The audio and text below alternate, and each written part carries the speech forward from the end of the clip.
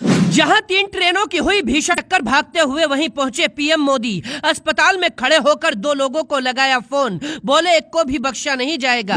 एक सिग्नल की गलती ने कैसे ले ली 300 लोगों की जान। ममता और लालू के बयान पर मचा घमासान, कौन है हादसे का असली जिम्मेदार।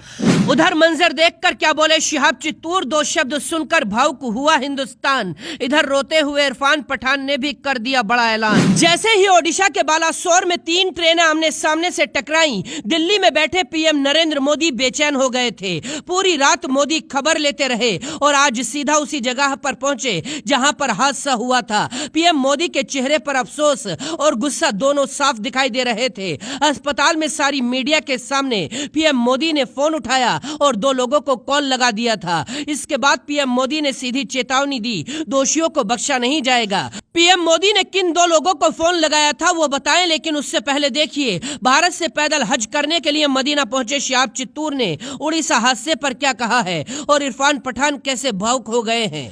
कहा जा रहा है कि सिग्नल फेल हो गया था, इसीलिए ये घटना हुई। इस रूट पर कवच सिस्टम नहीं लगा था। अगर कवच सिस्टम लगा हुआ होता तो आमने सामने आने पर 2 ट्रेनें अपने आप रुक जाती हैं और यह हादसा टल गया होता। इसी को लेकर ममता बनर्जी ने कई सवाल उठाए थे। ममता ने कहा था कि यह राजनीति करने का वक्त नहीं है, लेकिन इसकी जांच जरूर होनी चाहिए। इस मंजर को देखकर पूरा देश सन्न है।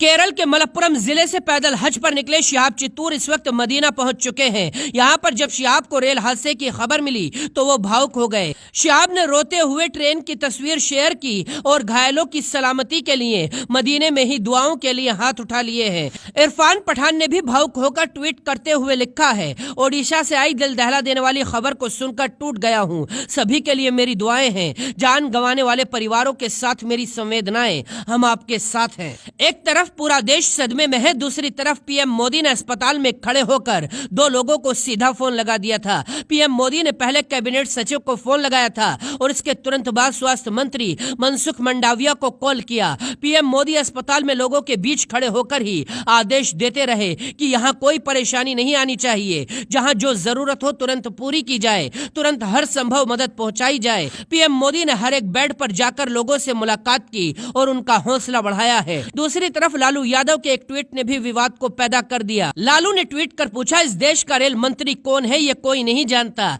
लेकिन रेल बजट खत्म कर चेहरा चमकाने के लिए रेलगाड़ियों को हरी झंडी कौन दिखाता है ये सब जानते हैं। इतने बड़े रेल हादसे का दोषी कौन, ये सवाल देश जानना चाहता है। इसी को लेकर जब रेल मंत्री अश्वनी वैष्णव से इस्तीफे पर सवाल किया गया तो उन्होंने साफ कहा कि अभी सियासत का वक्त नहीं है। उड़ीसा पहुंचकर पीएम मोदी ने साफ कहा है, दोषियों को बख्शा नहीं जाएगा। इसी के लिए जो भी जिम्मेदार है उस पर एक्शन होगा। खैर, अभी तक करीब 300 लोगों की जान जा चुकी है। पूरा देश घायलों की सलामती की दुआएं कर रहा है। Bureau report, Hindustan today.